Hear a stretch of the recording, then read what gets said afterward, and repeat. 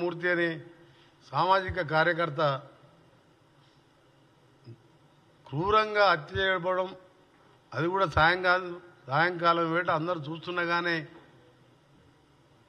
హత్య గావించబడడం చాలా బాధాకరం. దాన్ని తీవ్రంగా కాంగ్రెస్ పార్టీ పక్షాన, తెలంగాణ ప్రజల పక్షాన కూడా దీన్ని తీవ్రంగా ఖండిస్తున్నాం.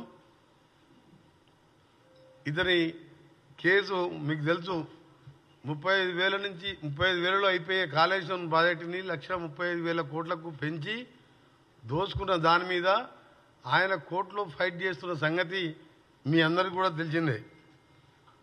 అది ఆర్గ్యుమెంట్స్ కూడా నడుస్తున్నాయి. అందులో కేసీఆర్, హరీష్ రావుతో పాటు ఇంకా ముగ్గురు పేర్లు, మొత్తం 5గురిని దోషులుగా చేసి వారు కోర్టులో కేసు వేయడం జరిగింది.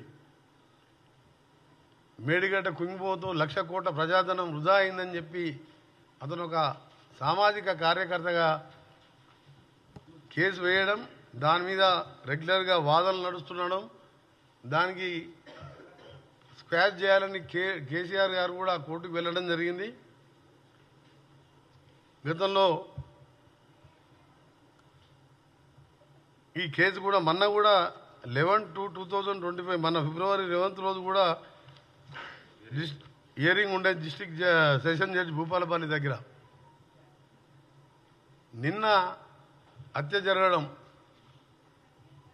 నిజంగా టీఆర్ఎస్ హత్యా రాజకీయాలు, టీఆర్ఎస్ కుళ్ళు రాజకీయాలతో పాటు మా ప్రభుత్వం వచ్చిన 2-3 రోజులకెళ్ళే ఈ ప్రభుత్వం ఉండదు, ఈ ప్రభుత్వాన్ని అప్రతిష్ట పాలు చేసే కార్యక్రమం పెట్టుకొని ప్రతిపక్ష నాయకుడున్న పెద్ద మనిషి 10 ఏళ్ళు ముఖ్యమంత్రి ఉండి ఫామ్ హౌస్కి పరిమితమై కొడుకుని అల్లుని రోడ్ల మీద వదిలిపెట్టి 10 మంది చిల్లరగాలను వదిలిపెట్టి ప్రభుత్వం మీద లేనిపోని అభండాలు వేస్తూ, అవన్నీ ఒకవైపు. కానీ నిన్న జరిగిన హత్య మాత్రం చాలా బాధాకరం. దీనికంటే ముందు సంజీవ్ రెడ్డి అనే అడ్వకేట్ కూడా హార్ట్ అటాక్తో చనిపోవడం జరిగింది. అది కూడా అనుమానాస్పద మృతిగానే ఉన్నది. ఈరోజు జరిగిన హత్య మీరు టీవీలలో ఇప్పుడు మీరు చూడండి, మీకు కూడా చూపిస్తాం. ఇప్పుడు చనిపోయిన లింగమూర్తి భార్య కూతురు క్లియర్గా పోలీసులు ప్రజల సమక్షంలో ఈ హత్య 100% గంట వెంకటరమణారెడ్డి గారు చేపించిందే.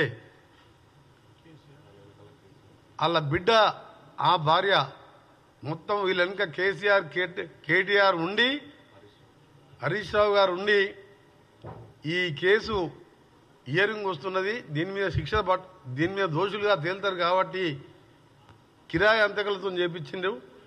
ఎవరు కూడా స్థానికులు ఇంత ధైర్యం చేయరని చెప్పి ఓపెన్గా భార్య బిడ్డ క్లియర్గా ఏడుస్తూ రోధిస్తుంటే నిజంగా ప్రతి ఒక్కరు కూడా చెల్లించిపోతున్నాం.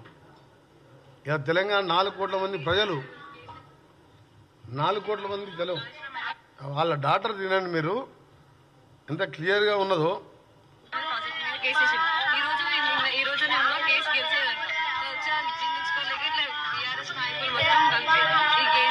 కేటీఆర్ కి పెట్టిన వీధి నుంచి గంట వెంకటరమణ నుంచి ఇక్కడికి ఉండాలి, ఇక్కడ ఉన్న వాళ్ళకి వాళ్ళకి సీన్ లేదు, వాళ్ళు ఇక్కడ పెట్టించి వాళ్ళంతా ఇట్లా చంపిస్తుంటారు. వాళ్ళు మాత్రం ఎందుకన్నా వినిపించడం మళ్ళీ వినిపించమంటారా? క్లారిటీ వచ్చిందా మళ్ళీ మీకు? తర్వాత ఇక్కడ కేటీఆర్ కాళేశ్వరం ప్రాజెక్ట్ మీద కేసు వేసింది. ఈ రోజు నేను కేసు గెలిచేదంట జీర్ణించుకోలేక ఇట్లా బీఆర్ఎస్ నాయకులు మొత్తం కలిపి ఈ కేటీఆర్ కి పెట్టిన వీధి నుంచి గంట వెంకటరమణ నుంచి ఇక్కడికి ఉండాలి, ఇక్కడ ఉన్న వాళ్ళకి వాళ్ళకి సీన్ లేదు, వాళ్ళు ఇక్కడ పెట్టించి వాళ్ళంతా ఇట్లా చంపిస్తుంటారు. వాళ్ళు మాత్రం ఎందుకన్నా కేసీఆర్, కేటీఆర్, హరీష్ రావు వీళ్ళ మీద కేసు వేసినందుకు కక్ష కట్టి కార్యక్రమం చేసిందని చెప్పి ఆ అమ్మాయి క్లియర్ కట్గా చెప్తున్న విషయం. సామాజిక కార్యకర్తకు ఎవరు ఉంటారు ఆయనకు శత్రువులు చెప్పండి మీరు? ఆయన ప్రజాధనం 1,00,000 కోట్లు దోసుక తిన్నారని చెప్పి కోర్టులో సీరియస్గా ఫైట్ చేస్తుండ్రు. ఇంత అన్యాయంగా ఎక్కడ చూడలే. అదొక టీఆర్ఎస్ పార్టీకే. ఆ రోజుల్లో నీళ్లు పోసుకొని పెట్రోల్ లాగా యాక్టింగ్ చేసుకుంటూ అగ్గిపెట్టి దొరకలేదని చెప్పి అమాయకులని, ఆ రోజు అమాయకుల యువకులనికి చావడానికి కారకులైండ్రు.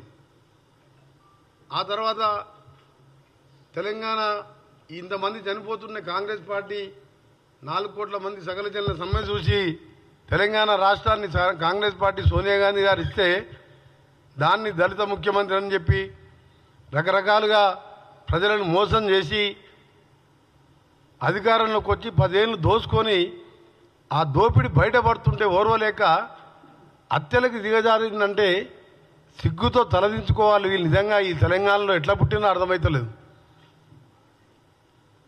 మీరు పోయిన ఎన్నికల ముందు చూశాను, వామన్ రావు గారు అడ్వకేటు వాళ్ళ వైఫ్ నడి రోడ్డు మీద డే టైం మర్డర్ చేసిండ్రు. మర్డర్ చేసిన వ్యక్తి ఎవరో అందరికీ తెలుసు. అక్కడ అతని మీద కేసు పెట్టకుండా సిగ్గు లేకుండా అతనికే టికెట్ ఇచ్చింది, మళ్ళీ ఎమ్మెల్యే టికెట్.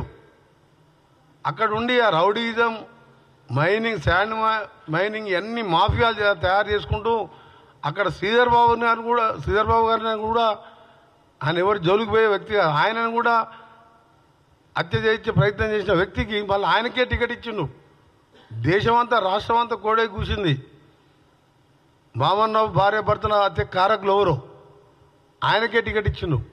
మళ్ళా జనగాంలో ఓ జడ్పీ వైస్ చైర్మన్ భర్త ఎండిఓ గారిని, రామకృష్ణయ్య గారిని మర్డర్ చేసిందని చెప్పి క్లియర్గా కమిషనర్, ఇప్పుడున్న హైడ్రా కమిషనర్ రంగనాథ్ గారి స్టేట్మెంట్ కూడా క్లియర్ కట్గా ఆ స్టేట్మెంట్ ఉంది. ఎవరు చెప్పించారు అంటే ఎటుపోతుంది తెలంగాణ?